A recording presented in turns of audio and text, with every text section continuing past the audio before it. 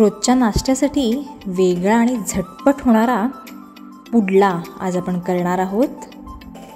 पुडला म्हणजे नेमकं काय, तर एक धिरड्याचाच प्रकार.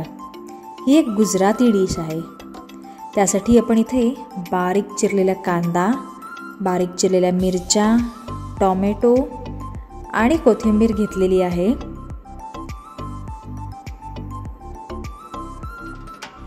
आपण इथे बेसन म्हणजेच डाळीचं पीठ घेतलेलं आहे. त्यात चवीनुसार मीठ घालून घेऊया. किंचितशी हळद घालूया. हिंगही घालून घेऊया.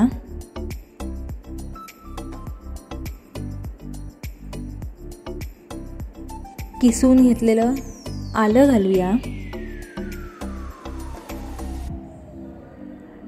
आणि ठेचून घेतलेली लसूणही घालून घेऊया. इथे तुम्ही आलं लसणाची पेस्टही घालू शकता आणि ती टोटली ऑप्शनल आहे. तुम्हाला जर का आवडत नसेल तर तुम्ही नाही वापरली तरी चालू शकेल. आता आपण ह्यात थोडं थोडं पाणी घालून पीठ भिजवून घेऊया. पिठाच्या पूर्णतः गुठळ्या मोडून घेऊया. डोशासारखं पीठ जास्त सैल भिजवायचं नाही आहे. जास्त घट्टही नाही आणि जास्त सैलही नाही.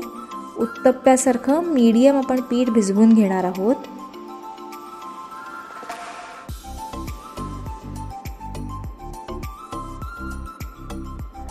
आणि हे पीठ आपण साधारण 15-1 मिनटं झाकून ठेवून देणार आहोत.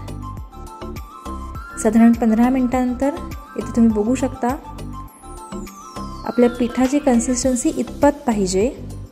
आता आपण तवा तापत ठेवलेला आहे. त्यावर तेलाचं ग्रीसिंग करून घेऊया. आणि जसं आपण उत्तप्प्याला बॅटर तव्यावर घालून घेतो त्याचप्रमाणे हे बेसनाचं बॅटर आपण तापलेल्या तव्यावरती घालून घेऊया, पसरवून घेऊया.